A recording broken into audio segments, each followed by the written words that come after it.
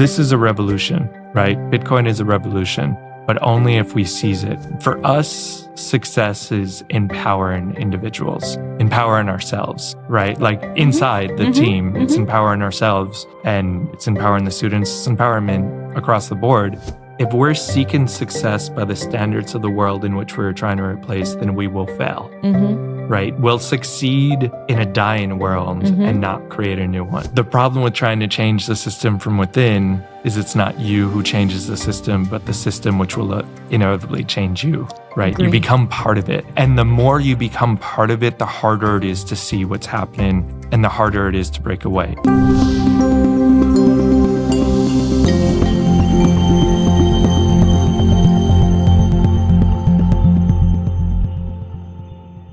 So let's start with a shout out to Bitcoin Beach, where we are. Mike Peterson, Paco, thank you so much for hosting me, hosting us, and hosting You're the Voice. Welcome to You're the Voice for an episode with John Dennehy from El Salvador. I can't believe it. Hey, John. Hey, how's it How going? are you? Good. How are you doing? I'm good. Thank you so much for joining me. Yeah, thanks for having me.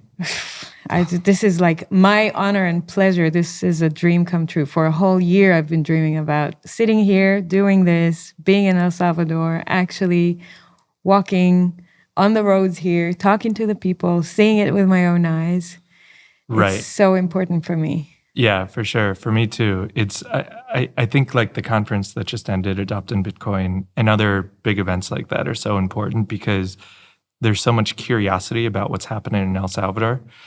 But I think many people need a little bit of a push to actually come and see it for themselves. And I think the way that you're doing it is actually the best of everything. You get to come and see like the big event and the spectacle. But then you also get to see what it's like Exactly. just on a regular Tuesday. Exactly. And speak to the people that actually live here so I can get the raw experience from them. Yeah. That is the most important for me. Yeah. So that's why it was super important for me when I booked this trip to not just come for the conference, but to stay and hang out and feel the vibes and talk to the people. Yeah. So I'm going back for a second to Bitcoin Beach. I just want to tell my audience to go to the Bitcoin Beach YouTube channel. If you don't know Bitcoin Beach yet, it's a community in El Zante, in El Salvador, that Mike Peterson had pioneered a few years ago, many years ago, actually. And he's got a podcast called the Bitcoin Beach Podcast. So go to YouTube and hit that subscribe button on their podcast. Yes, I'm doing that for a podcast that is not mine, but it's important. They're hosting me. This is win-win for everyone.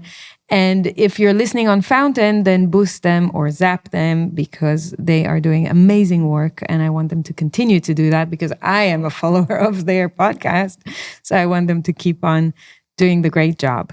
Okay, John. So normally I start with an introduction for my audience that don't know my guest, but I'm going to give you the floor to do that. Right after I quote tweet of yours that I really liked. Okay. It wasn't long ago. It was a few months ago that you wrote it. And you'll recognize it straight away. So 23 years ago, the world changed. My world changed. And then you go on to talk about 9/11 and everything that happened. And I would love you to share that with my audience. But I'm going to keep going. Yeah. I was drawn to movements that didn't ask permission. And thus started a multi-year journey of arrests and state intimidation. Yes, you heard right, arrests. You're not really free. That's an illusion. You're free so long as you don't challenge the status quo. And that's what I always say. I say, if you're in the sandbox, as long as you're in the sandbox, the permitted one, you're free. But once you try to step out of that sandbox, wait and see what happens. You're the Voice is brought to you by Trezor, the original Bitcoin hardware wallet company pioneering the development of self-custody for crypto assets since 2013, empowering individuals with an open source device, enabling beginners and experts to easily and securely hold their coins. I find my Trezor super easy to use and recommend it to my friends and family. Enjoy my 5% discount on Trezor products by clicking the link in the show notes and using the code FLAT. And asking for permission to protest does not challenge the status quo. I agree with you. The first arrest of 14 was at an IMF protest a few months later.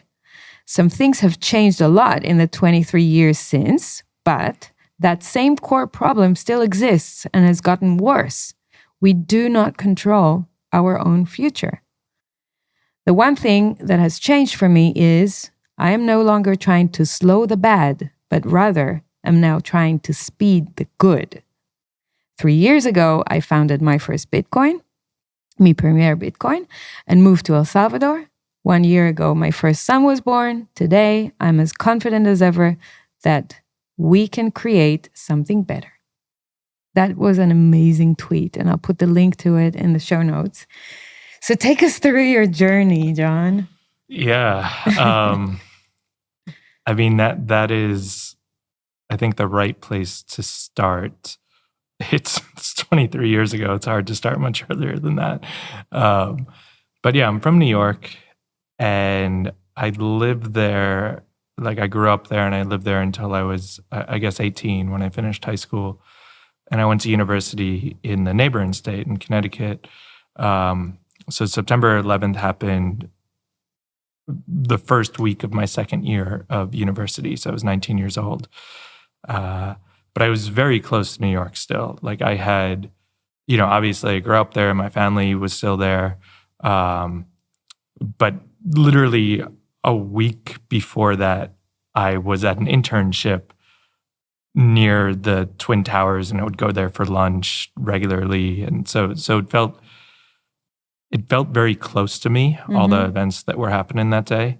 And it shocked me, right? Prior to that, I didn't really care about the world. I was, I just wasn't very interested in things like geopolitics and, power redistribution and all these things were just foreign to me. Like, they were for somebody else. They weren't for me. And it shocked me so much, the events of that day.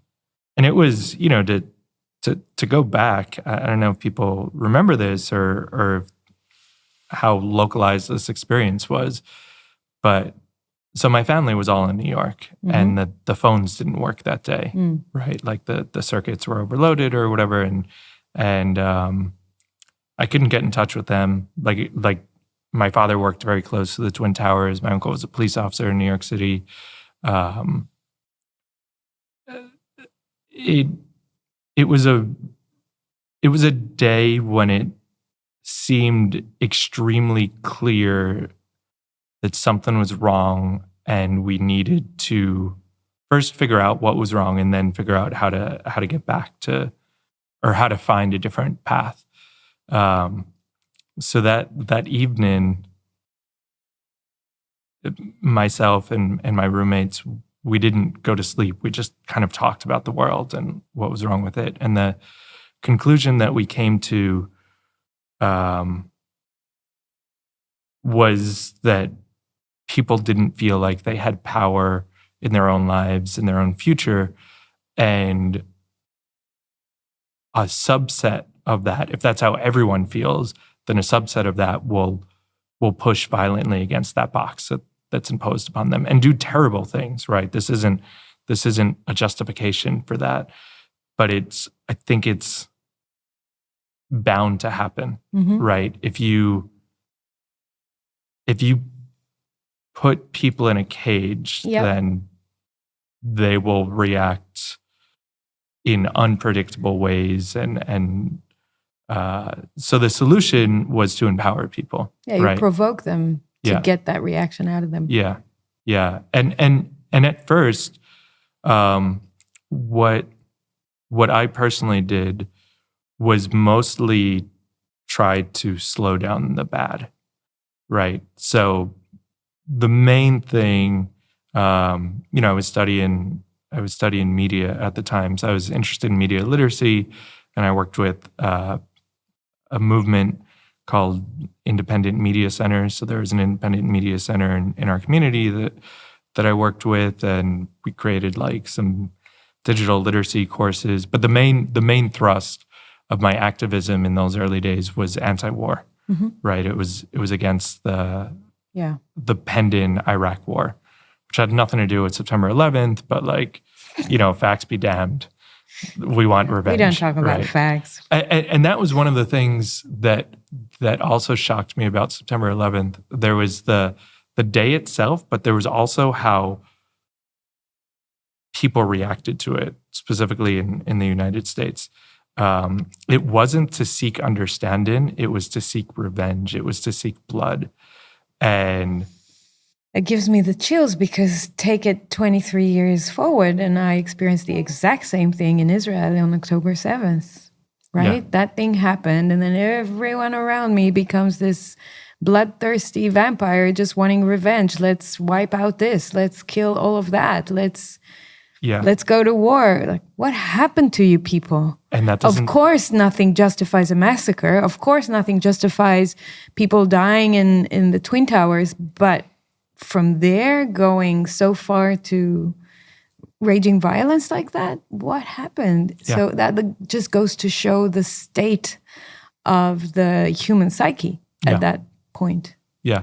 And I think humans, like all of us, are just really vulnerable to being emotional and reactionary, right? Having this knee-jerk reaction where it's like, I was hurt, so now I need to hurt others. Exactly. And that is, an eye for an eye leaves the whole world blind, right? Like that doesn't solve anything. That reinforces what already happened. That makes it more likely for that event to happen in the future. So if you're, and this is how I thought about it then, if the intent is to make this less likely, then we need to understand, we need to like kind of take a step back and reevaluate things. And if we want to make it more likely, we should react, that first gut reaction, like, okay, I hurt, now others have to hurt. And let's find a villain and kill him so that everyone can dance on his grave and feel proud again in their war. There'll be a justification for that. Right, war, yeah. Right. So I did a lot of anti-war organizing for the next, I guess 18 months or so. But like all in, right? I went from not caring at all about what happened outside of my periphery to caring very deeply. And I graduated university, but I basically stopped going to classes. I stopped doing everything else except for activism. And in fact, kind of incorporated it into my studies and created like a different major and everything. But that led to, from the tweet, whether it was the IMF or anti-war, then I was very drawn to acts that didn't ask permission from the state, right? So the IMF protest, which was right after September 11th, was one of my first protests, maybe even my first protest actually going to. And the intent of the protest, one, it didn't ask for permission. There was actually this whole movement, which I studied in the months after September 11th, this like anti-globalization movement, which is probably the watershed moment from that, was the WTO protest in 1999. So this was set up to be similar to the WTO protests in 99, but the IMF in it would have been the spring of 2022.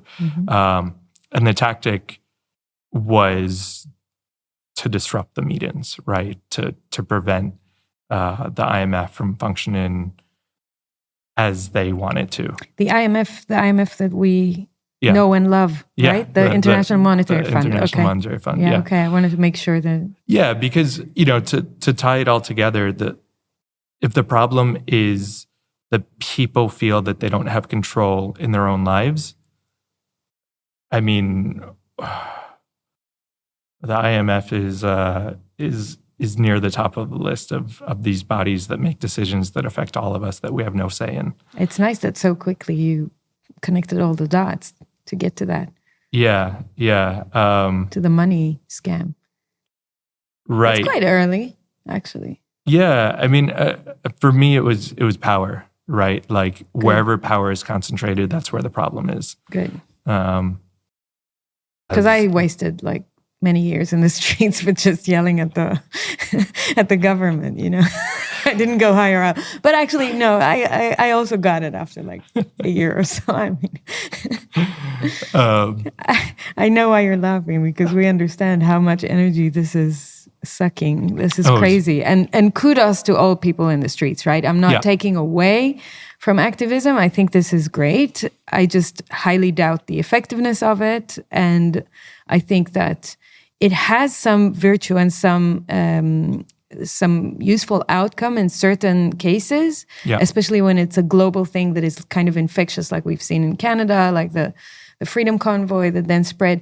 There are certain things that work, but on the most part, being on the street on a regular basis is just a tactic, I think, for the state to suck your energy rather than you actually winning your cause. Yeah. Or correct me if I'm wrong. So, I mean, I mostly agree with some I gave a photo there. to Paco to put on the screen of you being arrested. Paco, did you get it?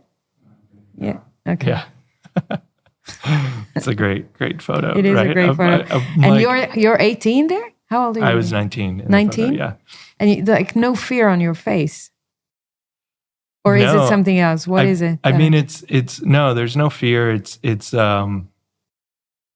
you know, this was one of my first times getting arrested, but a lesson that I learned over time, and maybe I understood a little bit of it already at that point, was there's some liberation in being put in a cage for your beliefs, right? And that liberation is it's like, that's it? Okay.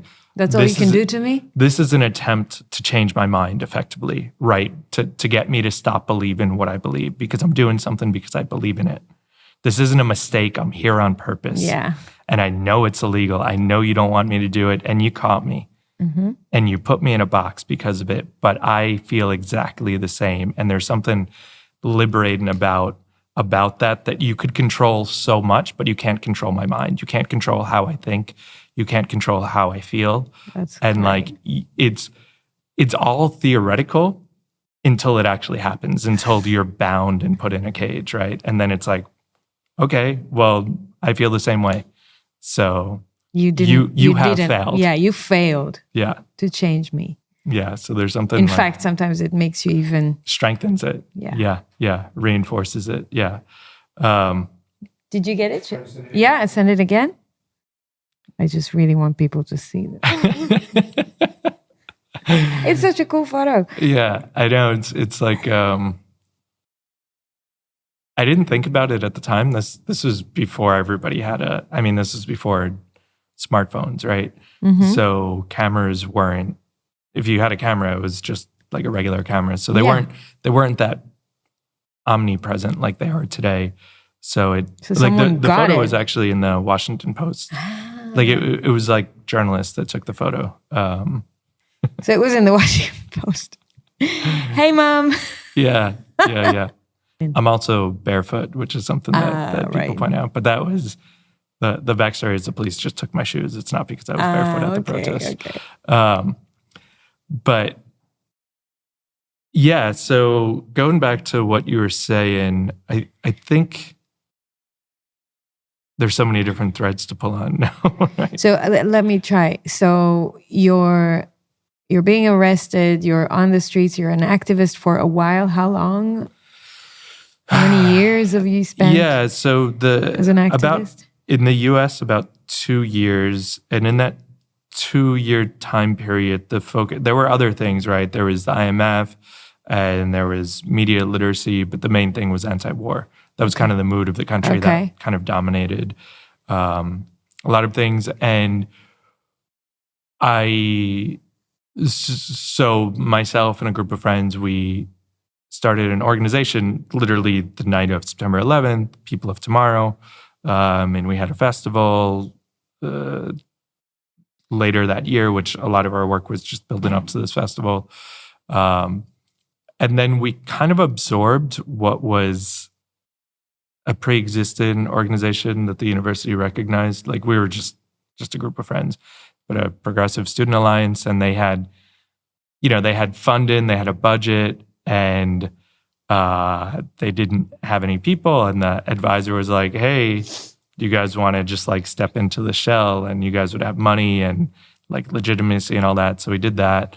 And then that organization grew very quickly. Look at that. Yeah. Thank you, Paco. Look at that. We got it. You look like such a kid here. I mean, very I was. young. Right? I was. And all the Robocops own you. Yeah. It's like a scene from a movie, this thing. Yeah. Yeah. You know, that's one thing that really struck me during the demonstrations I took part in Israel in the past, in the 2021, 2022, a bit of 2020 as well.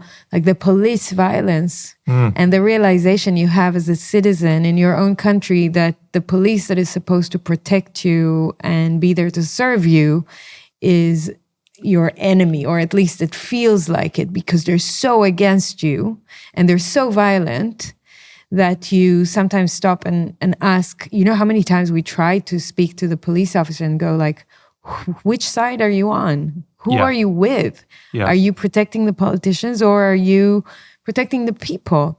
And we are not violent, so why are you guys so violent? And, you know, I took my son to the streets with me oftentimes, and he would have to see some police violence. And that was a real awakening for him, right? And, you know, me having to physically, with my body, protect him and hide him from certain things that happened on the streets was quite an experience, you know? There's a water hose being directed at us, and I'm putting him behind a tree and I'm hugging the tree and I'm like, don't worry, it's just water. No, it's surreal, you know? Yes. Yeah. Like, who's doing this to us, Mom? Oh, it's our police that we're supposed to trust. But that smashed so many of the preconceptions that I had. So in the 2 years after this photo, or I guess I was already part of the 2 years, but in that time period of my life where I was very active, like I was the president of this organization and I was associated with it. So we organized protests ourselves and we never got permits for them. So the police would come after me outside of the protests, right? They would like come to my apartment, they would find excuses to come. Like they got a noise complaint and they had to come in and they'd go through, they'd like drop, like they'd say my name, like they knew who I was and they would look at the books that I was reading but it was intimidation, right? Of course. Like they were not my friends. They were the enemy, right? So they are the status quo. That's what their job is to enforce the status quo. And if you challenge that, then they are the enemy and you are their enemy.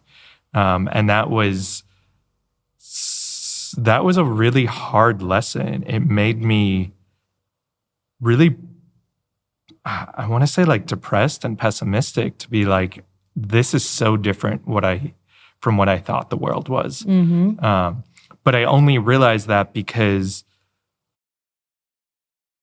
I tried to exist outside of the status quo and push things outside of that. And then it comes down full force on you. Yeah. Right. You met the boundaries of the matrix. Yeah. Yeah. Like as long as you're in the boundaries, then everything's great. And like boundaries include protest, it's right? like Truman Show when he sees yeah. the door, right? Yeah. And that's when it's like, oh, so this is how the world really is, right? But that's sometimes we wake up through the tough realization, right? Through the pressure or the suffering. Yeah.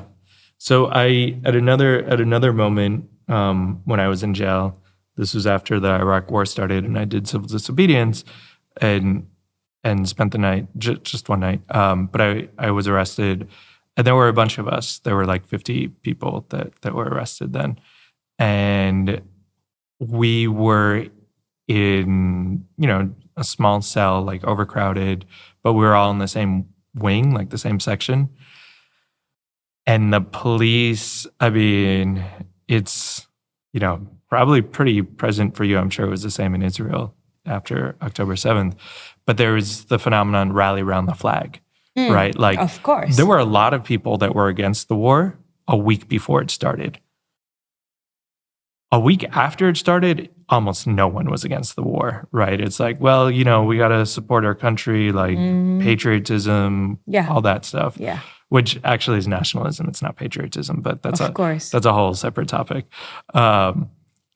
And the guards, the police, they kept the lights on all night, and they brought down a boombox and played the Star Spangled Banner on repeat to teach us some sort of lesson that we weren't, we had to fall into line and be patriotic. And that's the night that I gave up on the United States. I left the country on a one-way ticket to Latin America a few months later. When was that?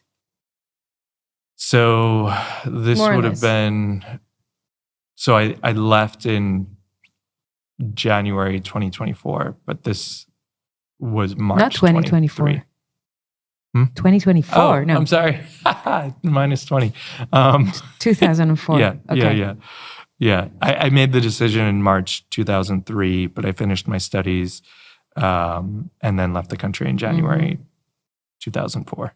So you've lived in Latin America for a while? Yeah, kind of off and on. I mean, one thing that I realized is that the U.S. isn't that special in the sense that, like, oh yeah, the system is broken here, but like everywhere else, it's going to be different. It's kind of the same everywhere, right? Which was a lesson that I learned in Ecuador. I moved to Ecuador first, and I lived there for a few years and participated in some really powerful street protests that overthrew the government there. And then I was arrested and deported there. Even though I was like on the side of the protesters, it kind of had anti-American undertones. And when the new government took over, then they didn't recognize the visa that I had from the previous government. And I kind of just got caught up in this political mess. But like that experience was like, oh, so it's like this everywhere, right? Like, but there was at a certain point, and I think Bitcoin is really what, to bring it back to the present, for a long time, whether it was in the United States, like protesting a war or the IMF, or it was in Ecuador protesting that government and certain policies that they had, it was mostly pushing against, right? It was mostly trying to slow the bad. And Bitcoin for me was such a revolution because I mean, this has been a journey, but at this point, I don't really care about the bad. I care about accelerating the good, right? And making the bad irrelevant. Like the more we push against the bad, the more we empower it. Yes. So my favorite, I don't know what to call him, author, philosopher, the work of literature that has most influenced my life is Civil Disobedience by Henry David Thoreau. And he writes that if you really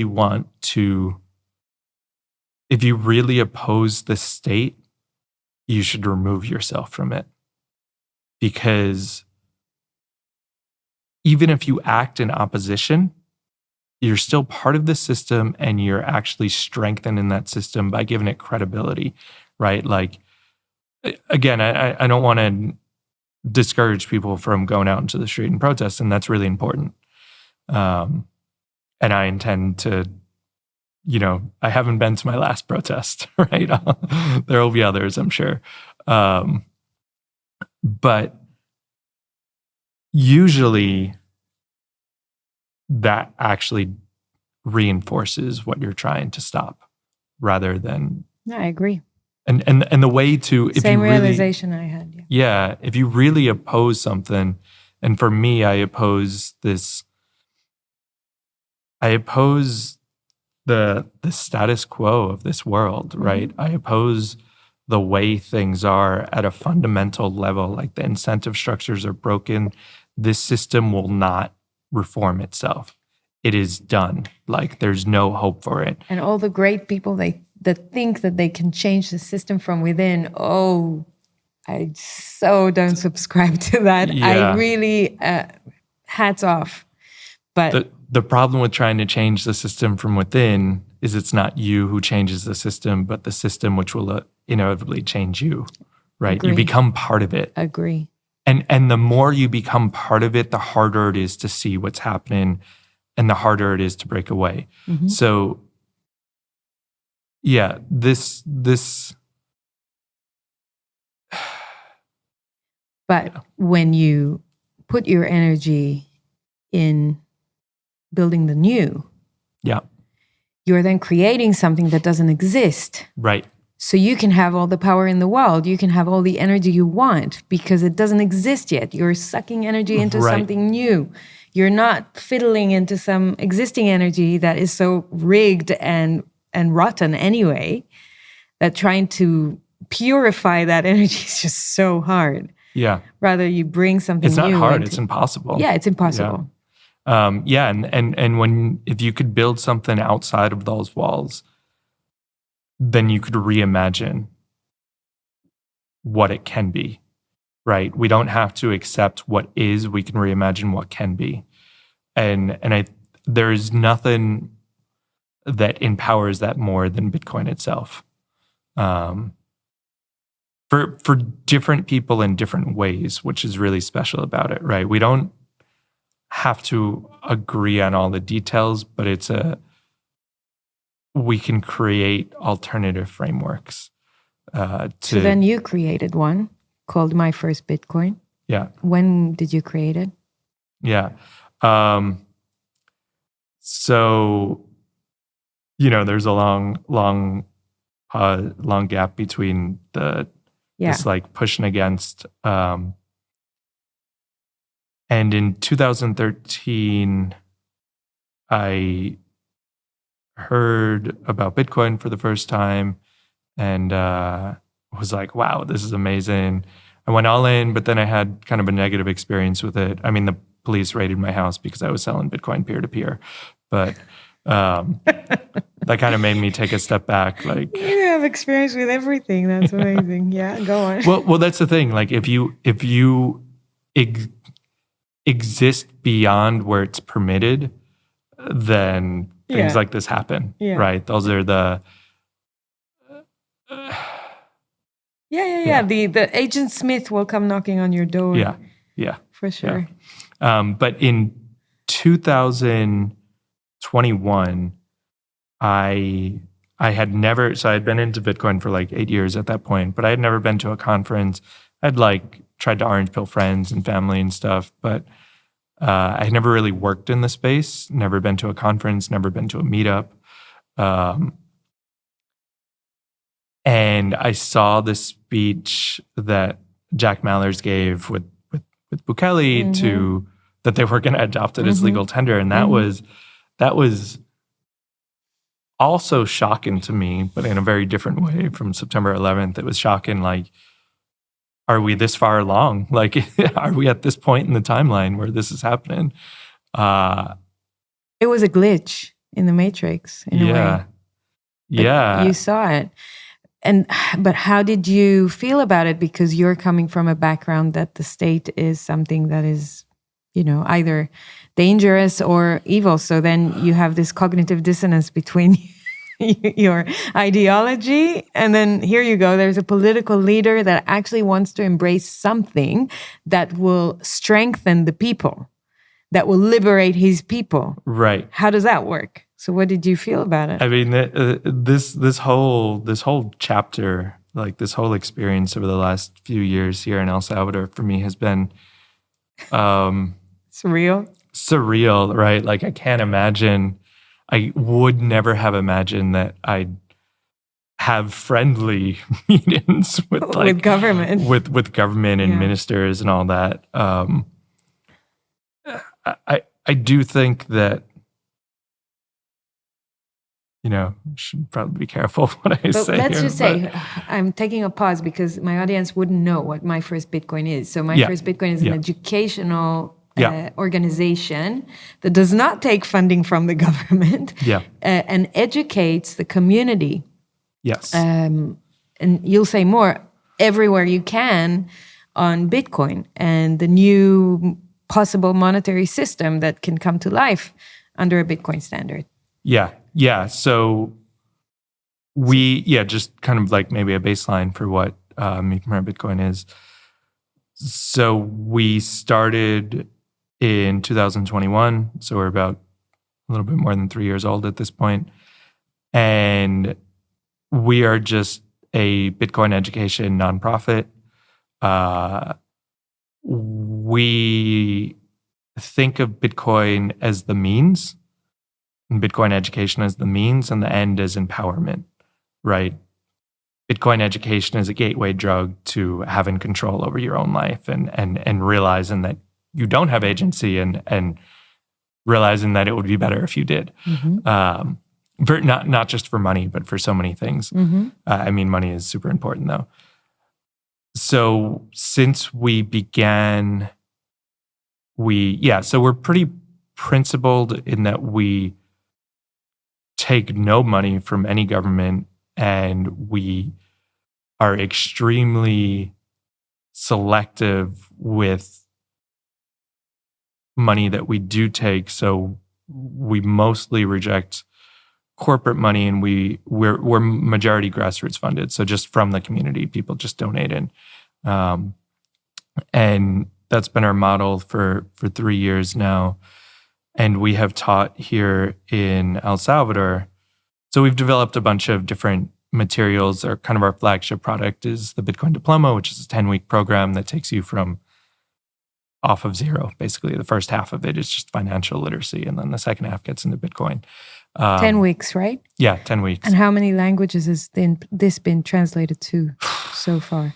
So everything that we do is open source, which is really incredible because then that allows people to take the initiative and do their own thing.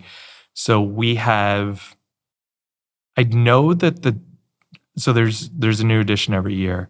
So cumulative, I think we're probably at 16 or 17 languages that it's been translated into.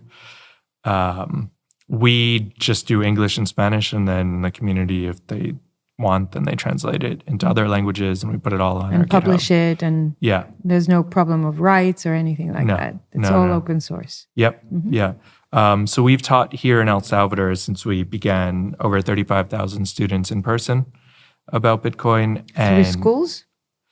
Through their schools, meaning? Yeah. Some of that is in the school system here, and some of that is, at coffee shops but basically wherever we could get free space. So it's a mix there. Initially, we did it on our own, just wherever we could find a space. But then in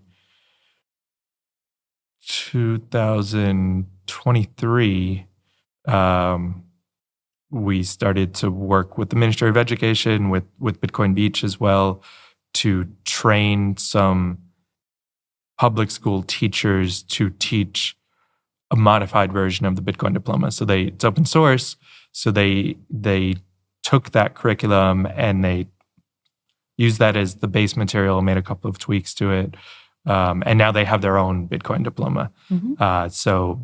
But step one, this is Bitcoin country, but most public school teachers don't know anything about Bitcoin. And so you have to train them. So we had to train them first. So we've trained, I think, about 500 since this program started. Amazing. And we have a separate project for younger audiences. So it's in development still, but we're developing curriculum with Lena from The Little Hodler for children, basically.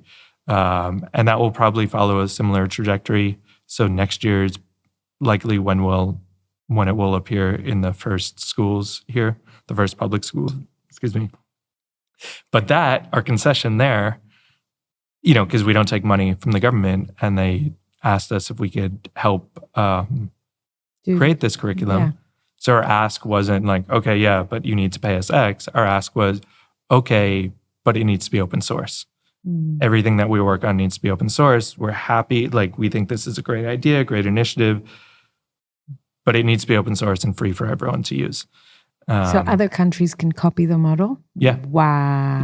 Yeah. So this will be the curriculum that comes out for younger audience as well. So it'll be open source. Even though it's kind of like a Ministry of Education project, it will also be open source, which is awesome. That is so amazing. This is like streams of energy being sent around the world to other places to start the revolution. Yeah. And we work with, still trying to lay the foundation for what is Mipreneur Bitcoin. We work with educators around the world. We have what we call a node network of Bitcoin educators. Yeah.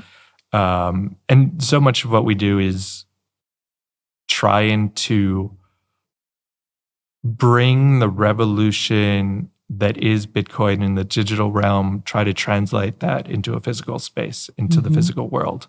That really guides so much of what we do. And because of that, we copy some terminology from Bitcoin with the node network and try to copy. So in terms of the node network, in order to join the network, we're the Genesis node. So we created the consensus. And that consensus is that the education must be independent, impartial, community-led, high quality, Bitcoin only, and focus on empowerment. So if you agree to the consensus rules, then you could apply to join the network. And at this point, the network's about almost 2 years old at this point.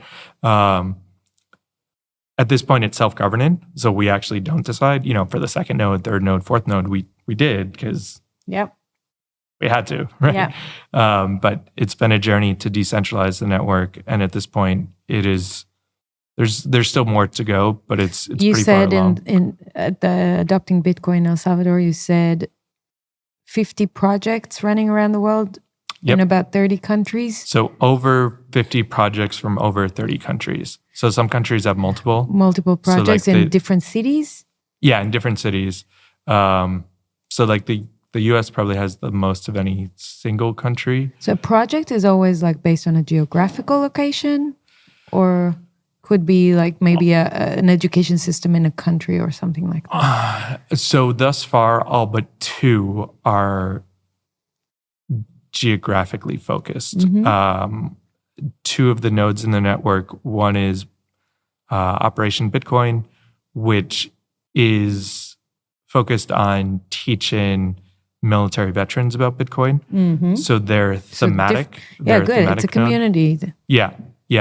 But they don't have like a city that they're attached to. They have like That's a theme. great. And there's another node, a pretty recent node, I think just in the past block or 2. So we call when new nodes come in. So can we do like a call to action if any of my audience that has a community or a geographical area that want to start a node in their either geographical jurisdiction or their community of like-minded people that they can put together, they can become a node? Yeah, 100%. On the website, they see all the details? On the website, which is myfirstbitcoin.io, there's a tab, I think maybe the tab is called Education Network, but there's a tab there that gives you more information. We've actually, the past year, we've built a lot of infrastructure and we're building like a whole platform for this network now, like an independent platform that we control, rather than a third-party platform. And anybody could apply and you don't have to, right? Like you can just take the material and run with it. The material and run with it. But if you want to have the support and the community and the structure. Right. So kind of the idea of the network is to share best practices, speed up the timeline, and entrench ourselves, right? So because it's all decentralized. Yeah. It's all decentralized. So like, it doesn't matter if you stop one of us. Yeah. But because we have the same core philosophies and use many of the same materials, then we have these general assemblies once a month. And there's always somebody like, oh, what I found was, like, this is just an example. So we had an issue, or many people had an issue with the course being free, and students come into the first one, but maybe like, not coming to the second, or not attending, but they didn't want to. So you could charge for it, right? But many people in the network want to keep it free, to not have any barriers of entry. So this is something that we've experimented with, and other nodes have experimented with it. Something along the lines of, you pay some amount in fiat at the start of the course, and if you graduate, then you get it back in Bitcoin at the end.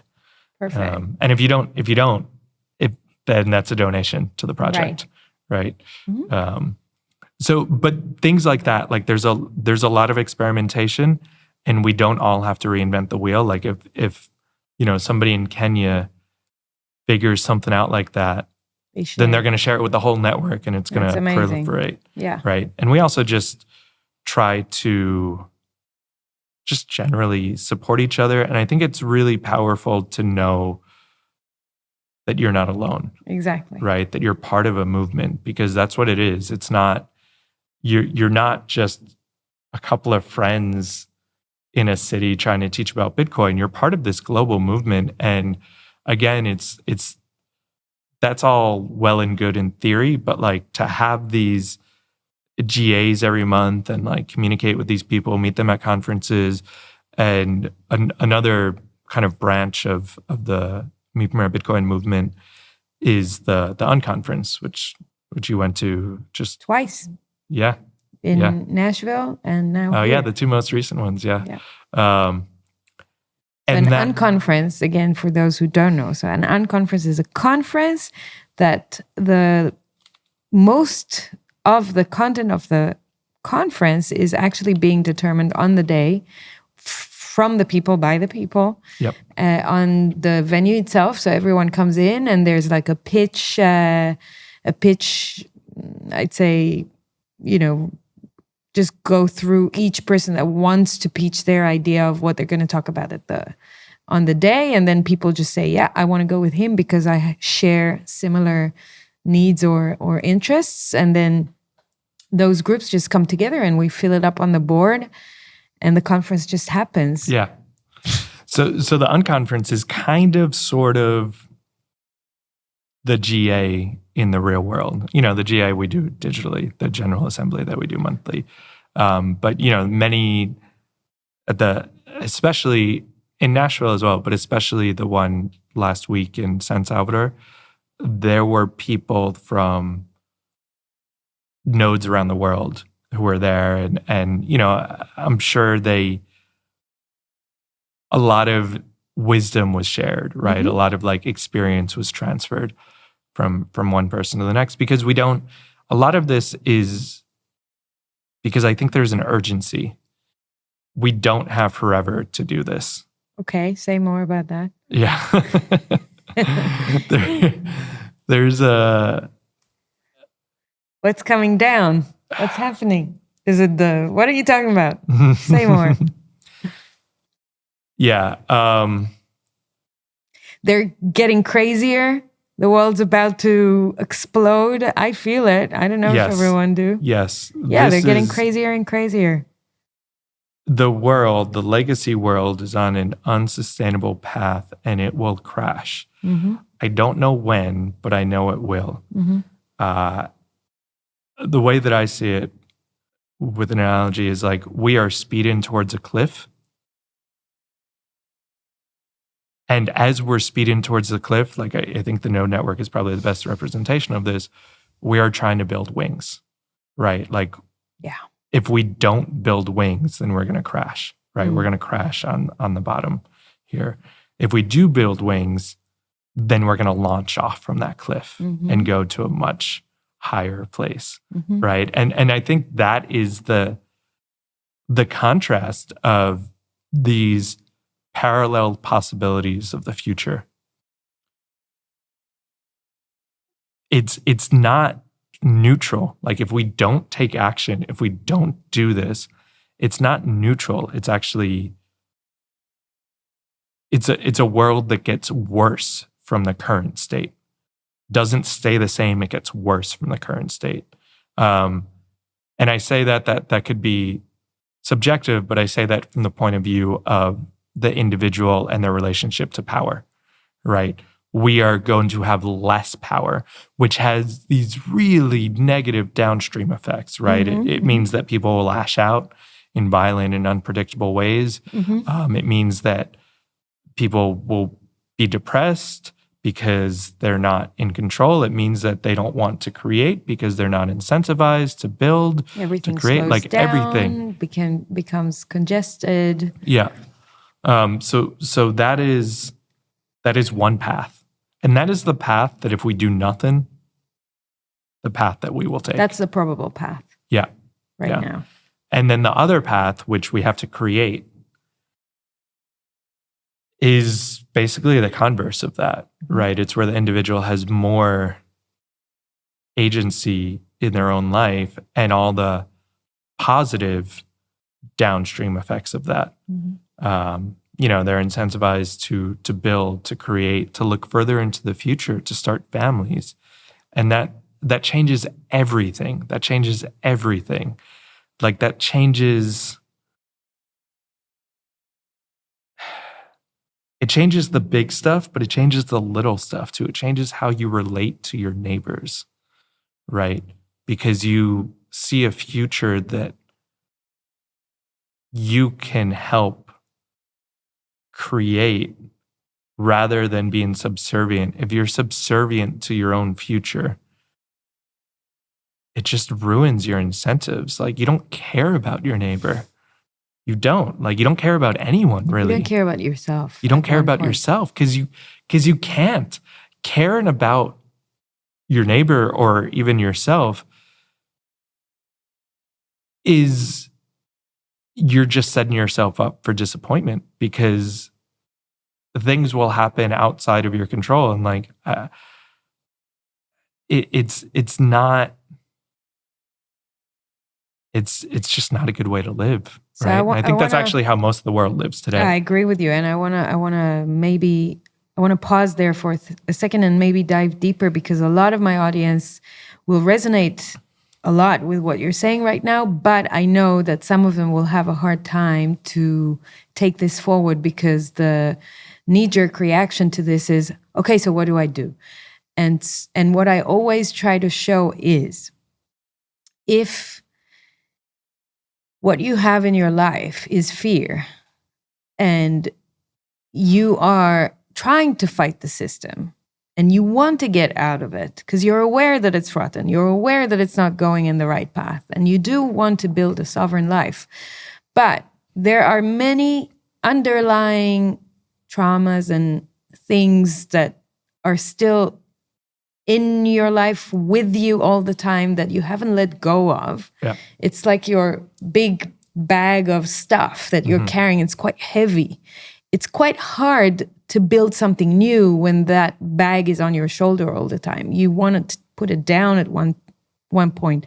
And that's why I always say, if you want to transition to building a new world, but not just talking about building a new world, and saying what you resist, saying, I want cash, I resist the abolition of cash, I resist 15-minute cities, I resist, whatever, climate agenda, I resist any experimental pharma medicine. That's all good. You resist. You say no to stuff. But then what do you say yes to?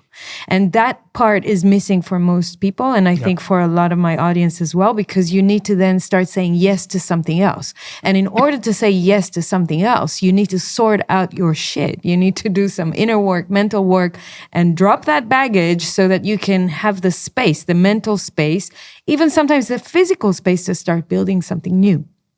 And as long as you are just shouting on the old and resisting the old and saying no to the old, and you have that baggage with you, there is very little chance that out of listening to this conversation, you'll be able to leave and take something practical to your life.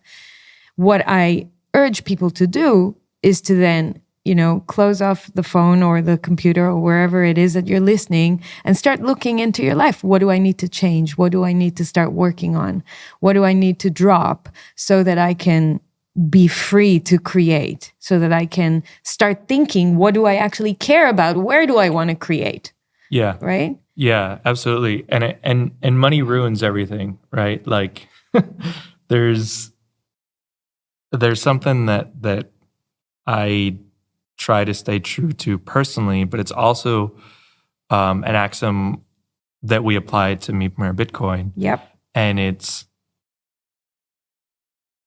I wouldn't do anything for money that I wouldn't do for free. And same with Mi Primer Bitcoin. We wouldn't do anything for money that we wouldn't do for free. Which... Same for me. I said many no's to many sponsorship opportunities because they're not aligned with who I am and what I stand for. And I wouldn't let anyone dictate what I do in my content and journalistic work. And I wouldn't go to work for any mainstream media publication. So I'm an independent journalist. Right. Right. Money cannot buy me. Right. Mm-hmm. Right. And that's so important. Mm-hmm. And so underappreciated and undervalued, right? Because when you live in a world where everything is for sale, nothing's real, right? And then you say, oh, but I have to, right? So yes, there is some extent that there is a necessity. You have to bring food. You have to survive. I understand that. But then there's always this small area that you can actually maneuver in and bring something new. You have to do certain things, but then you can always leave some space for creating something new. Yeah. For saving, for looking at the future. And you could work toward it, right? It's not something that happens overnight, exactly. But you could work toward it. And it's such a, time preference means so much, right? If you're only thinking days ahead, then it's hard to conceptualize that. But if you're thinking years ahead or a decade ahead, yes, you can't make these radical changes overnight, but you can. Mm-hmm. You can, but in order to make them, you have to be in control of your own destiny, right? You have to be in control of your own future. And that's what's really powerful about Bitcoin is it's a tool that helps in that regard. And I think the people that say like, well, I can't do this. I have bills to pay, right? So I can't quit my job. I'd rather do X, but I have to do Y. And you see that a lot where you are right now. There are a lot of people here that are not well off, that are poor. And that's true for that day. Mm-hmm. It's not true for 5 years from today, right? So if you're thinking into the future, then you really open up new possibilities, right? What is impossible today and what you just have to put your head down and accept it today, you don't tomorrow, right? And the realization that you can control your own future changes everything. And we all can. We all have the ability to control our own future. I'm with you. It is harder. It is way much harder. Oh, yeah. So it's kind of on my mind because November, the election was recent, the U.S. election. And, congratulations if the person you voted for won.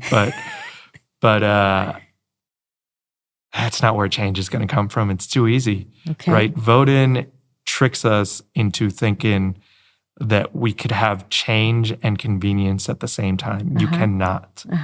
If you really want to live in a different future, it means that you have to be uncomfortable in the present, right? You can't be comfortable in the present and create a different future. You can't. And like one of my gripes with voting is that it deceives us into thinking like, oh yeah, like just tick a box and everything will be better. Yeah, it's that instant magic fix. Yeah. Yeah.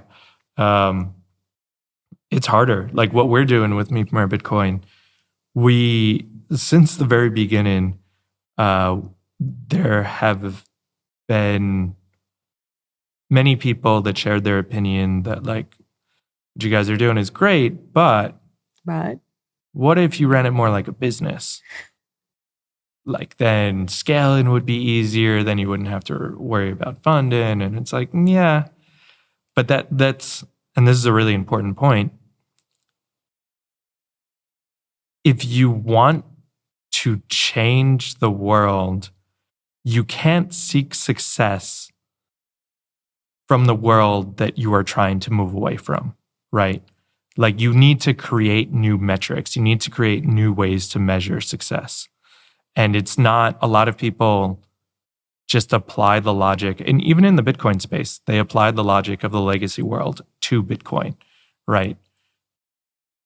For us, success is empowering individuals, empowering ourselves, right? Like inside the team, it's empowering ourselves and it's empowering the students. It's empowerment across the board. It's not how much money we raised. It's not how many retweets we got. You know, like those are metrics of a world that we are trying to replace. So we need to reject them. And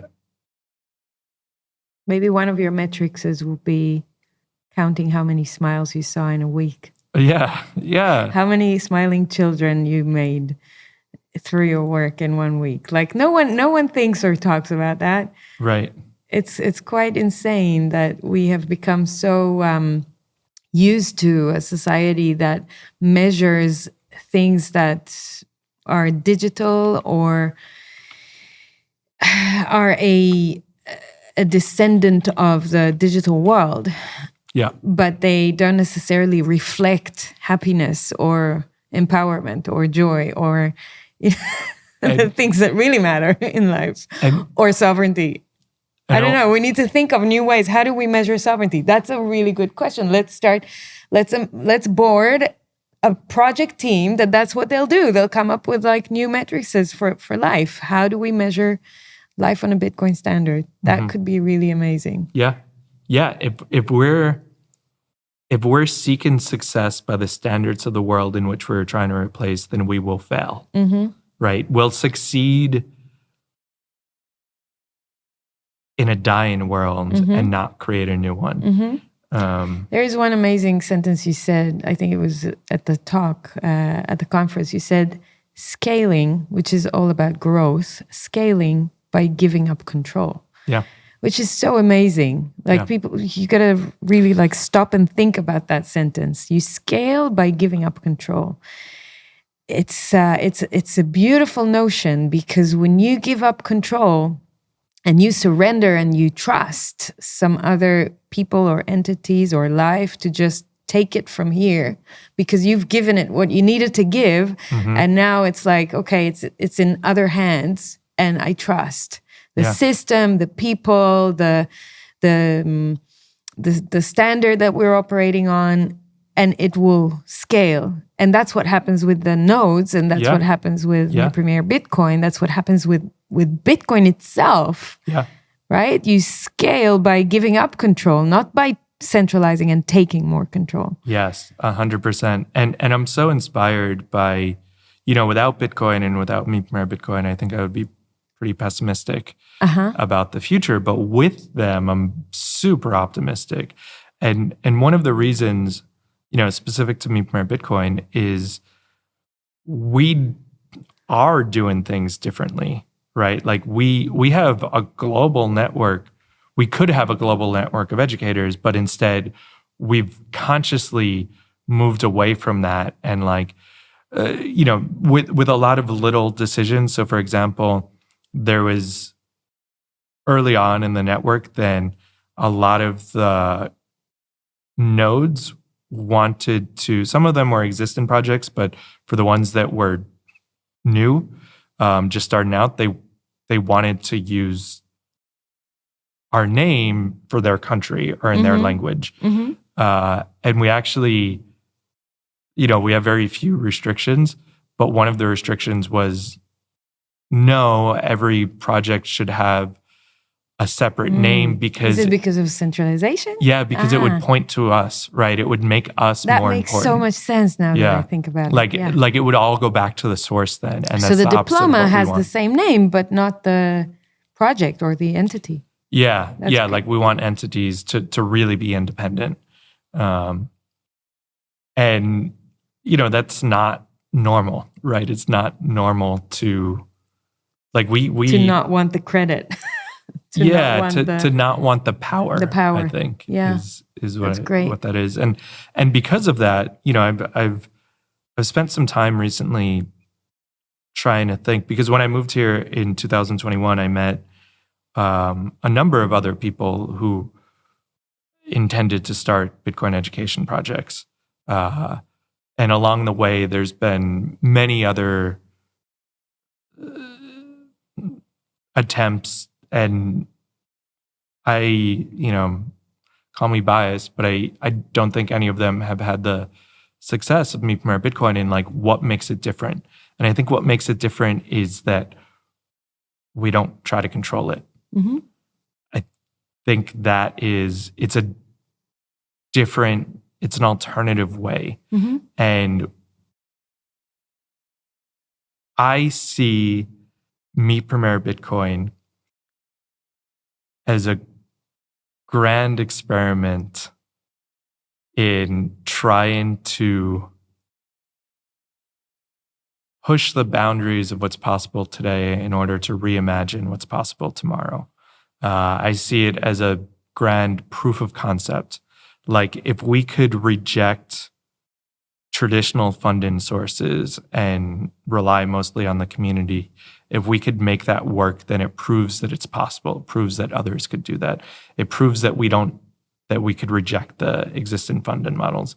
If we could scale globally without controlling it, and Bitcoin has already done this, but again, we're trying to the education do this in network. the physical world, and if we could prove that can happen, then others will copy it, right? Like I love it. Like It's a proof of concept. Yeah. We're trying to create a proof of concept for an alternative future, right? And the only reason why it's been successful, is because of the community itself, right? Like we are captured by the community, right? Like intentionally. So I said this at Adoptin, but it's something that I've thought about a lot. I think that education will always be captured by those who fund it, right? On a long enough timeline, whoever funds the education will capture it, will control it. So it's very intentional that we are community funded. So that is who we answer to. We're not trying to please sponsors or governments. We're trying to please people who have been down the rabbit hole and want to see a different future. Mm-hmm. That's who we owe this to. That's who our donors are. That's where the funding comes from. That's where the support comes from. And if we stray from that course, then they can and should stop funding us, right? Like that is who. That's your promise. Yeah. That's your brand promise. And that I'm really inspired that so many people understand that and support it, because without it, then we're just like, a few crazy people, right? That are just saying wild things that don't match reality. Well, I can tell you, as someone who has been traveling around all the different Bitcoin conferences and have been around many different communities in the past 1.5 years or so, the name of Mi Primer Bitcoin and the work that you guys are doing, it echoes very far, and everyone's talking about it. Everyone knows. I mean, if they don't know, they're starting to know. It's very easy for people to explain what it is. It's very clear. There's a lot of air, freedom, space in that conversation because there's no rigidness. There's no, a strict set of rules that people have to abide with. A friend of mine that lives in Thailand that visited my house recently. I showed him the Mi Premier Bitcoin book in English, which I got from Reina when I was in Prague.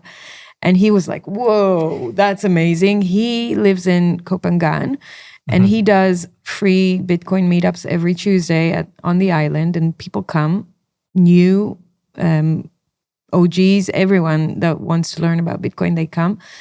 And when he saw that, he was like, wow, I could use something like that. And because he's Israeli, even though he lives in Thailand, he was like, I want to start a project and translate that to Hebrew. So I put him in touch with you and another guy, and it's starting to happen, and he's going to do it. Yep. So it's so accessible. It's so easy to start. You just have to want to initiate these new things in your life, and they can happen.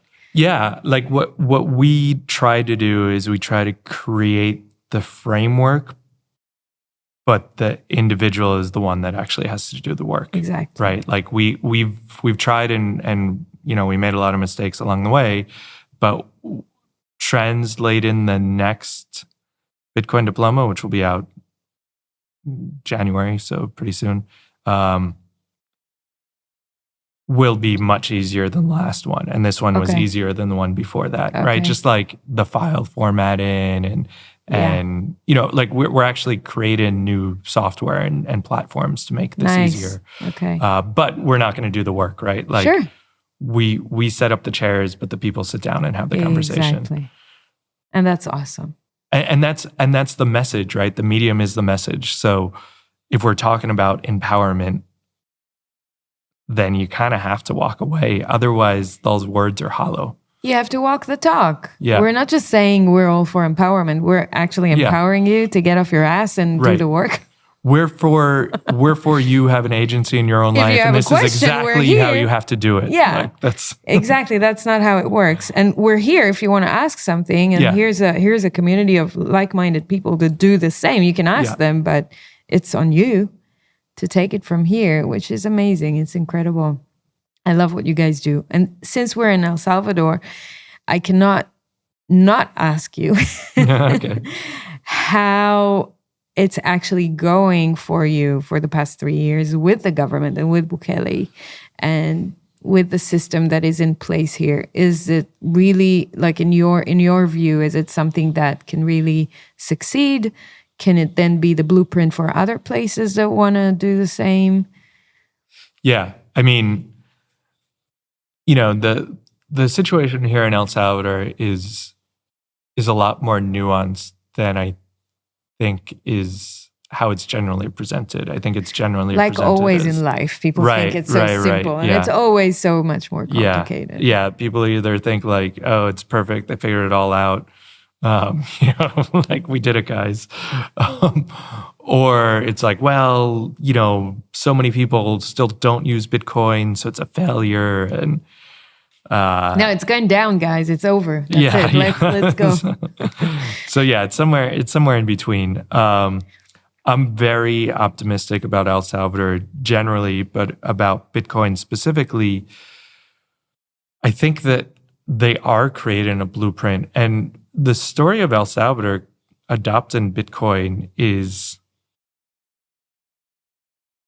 it was so fast, right? Like they, going back to the announcement, which was June of 2021, I'm sure there were people that knew about it ahead of time. I didn't. I was pretty obsessed with Bitcoin and pretty obsessed with Latin America, and like I had no idea, right? And I think even here, people that were in charge of implementing that policy didn't know anything about Bitcoin, right? And it's like, okay, 90 days is legal tender, which is crazy fast, right? Fast. So I moved here in that window in between, right? So I moved here in August 2021, and there was here in Bitcoin Beach, there's lots of Bitcoin knowledge and adoption, but this is one town, right? This is one village. It's relatively small. In San Salvador, in the capital, which is where I live, that is most of the country lives in the metropolitan area, and nobody knew anything about Bitcoin. Nobody accepted Bitcoin. Like it was What do very you want nearly from me with this that yeah. kind of look of what? Bitcoin? What? It was very nearly zero in terms of knowledge and adoption in San Salvador and basically outside of Bitcoin Beach. And so considering that starting point, there's been so much progress, right? And how El Salvador could be an example, again, this is my own... Your own view. This is my own position. Yeah. But what I would do differently... So I think this like overnight sort of legal tender is, I have no critique about that, right? What I would say should be different for the next country is there should be a big focus on education, not just from day one, but from day zero, like before it even starts. And I think that is something that El Salvador has been playing catch up on. So, now they're doing great, right? Now there's a lot of programs. Like I said, there's over 500 teachers who are trained in Bitcoin education for teenagers for that level. And next year they'll start a pilot for younger audiences, for elementary school teachers, and they're both going to take a couple of years to really reach every school, right? The Ministry of Education this might be like breaking news, I don't know, is going to start a Bitcoin department. Oh, really? Yeah. So there's like, a history department, social studies. So they're gonna create a Bitcoin department to own it, right? Nice. Because up to now, it's outside organizations such as Me Primero Bitcoin that have been helping them, and the idea is in the future they do it all on their own, right? And we're always going to educate people in these other organizations, but we'll just focus on a different demographic then. But it's empowerment. It's like, hey, we don't need to hold your hand. You could do this, right? And so it's taken them. So this is 3.5 years. I think they're in a good place now. But imagine if they were in this place 3.5 years ago. Yeah. Right. And now, and it'd be really hard to be in this place 3 years ago, or impossible. But the next country could be. The next country could have all of the progress that's been made. And again, the materials that they're using are either open source for the one next year or based on open source. Mm-hmm. So there's no restrictions. Mm-hmm. We are very aggressive in trying to put out like teacher guides and plans and like, just do this. Right? So the blueprint is there for the next country to do it. A lot of it had to be created here in El Salvador, and there were lots of bumps along the way. And there will be bumps along the way for the next one, and the one after that, and the one after that. But I think you could compress the timeline significantly for the next one. Like you could start with this program on day zero. You don't have yeah, so I'm very. Yeah, it will happen, right? There is now a new template. There is now that had to be developed here, right? It didn't exist before El Salvador. Now one does exist, and that is going to be so important. Education is just the foundation of success for this, right? Because otherwise that void, that knowledge void will be filled one way or another. It will be filled by scammers and people with their own interests, or it will be filled with material that empowers the individual, right? Like again, like the the contrast is stark. This isn't Oh, yeah. neutral. There is no middle ground. It's either we're either driving either off of a fiat cliff life or we're or- learning how to fly. Yeah, exactly. Wow, amazing.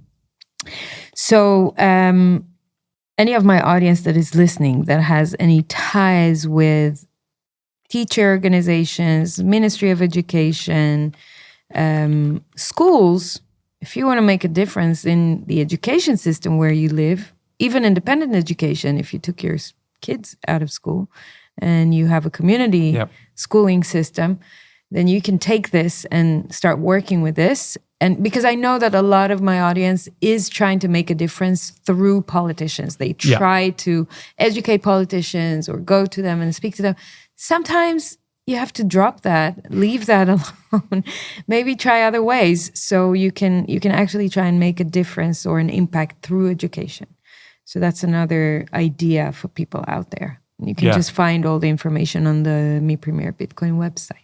Yeah, absolutely. I mean, this is, we've tried to design it, the whole movement, in such a way to make it easy to plug in, right? Make it easy to put your energy into it, and take energy out of it, but use that.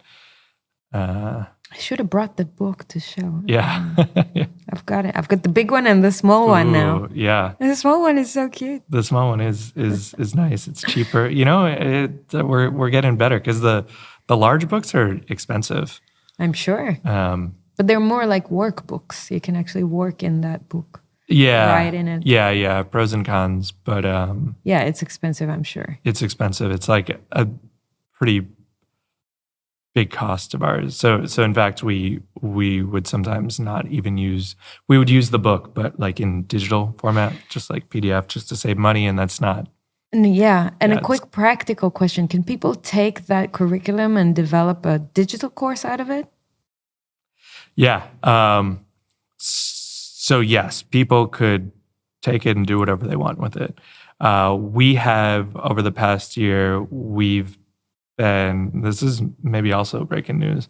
I get two. Yeah. Yeah. I mean, more than Dennis Porter. I'm going to do two breaking here. Yeah, go on. We managed to get Paco to laugh. Yeah. Go on. Breaking. We have built an LMS, so a learning management system, which has kind of been like soft launched. So we've taught some people on it, and a couple of the nodes are teaching students on it. But it's very new, so we haven't really hard launched it yet because I'm sure there's some kinks to work out still. But it is a very robust structure to teach digitally, and it is free for all Bitcoin educators. So anyone that wants to use it can. It has like basically boundless capacity, some really powerful features. And next year, to lean into that, we're basically making an online version, trying to translate some of the physical activities to the digital space. So it's something that we are actively working towards. But if somebody else wants to do it in their own way, then they absolutely can and should, because those are the rules of the game. That would make all of us more effective at what we do, right? And that's the really cool thing about this, like Bitcoin itself, is when you add something to the network or to the movement, maybe you're doing it to help yourself, right? You have this specific use case that this is applicable toward, but it actually helps everyone, right? As you help yourself, you could help others as well, which is, this is not how the world works today, but it's the world that we want to build, where I win, you win, not I win because you lost, right? Amen. Yeah. Yes. Well, on that note, dude, we shouldn't add anything else on that. This is perfect. Where should people follow you and Mi Primer? Yeah. So for me, Twitter or Nostra would be best. I'm on J Dennehy Writes. And I don't know on Twitter. I guess just my name. NPub730ABC. Yeah. Find him on Nostr. Yeah. And for Mi Primer Bitcoin, there's the website, as I mentioned before, which is just myfirstbitcoin.io, or in Spanish, miprimerbitcoin.io. We're on everywhere, like all the socials, the same name. So the uniform name is myfirstbitcoin_. So that's Twitter, Instagram. I actually don't really know about Facebook. I don't know if that's like a group that maybe is an exception, but yeah. And yeah, I think maybe a close-in message is that this is a revolution, right? Bitcoin is a revolution, but only if we seize it. We have an opportunity to not just change who wields power, but change our relationship to power. And that has never happened before. And it won't happen if we're not active in that pursuit. If we wait for someone else to do it, then we're going to end up in a very similar place to where we are today, on a very similar trajectory. That is the problem with the world today, is because we are, and to be fair, we're kind of forced into this, right? Because we don't have another option, but we're waiting for someone else to do it. Mm-hmm. If we want to create an alternative, something better, then we need to do it ourselves. And that is every single person, right? So take action in your own lives and change the world. That's how we change the world, by taking actions on a smaller level that actually ripple out. Let's go, dude. Yeah. Let's build it. Well done. I'm inspired by you and what you do. I thank you so much for this conversation. Thank you. It's amazing. You're amazing. Thank you so much. Thank you.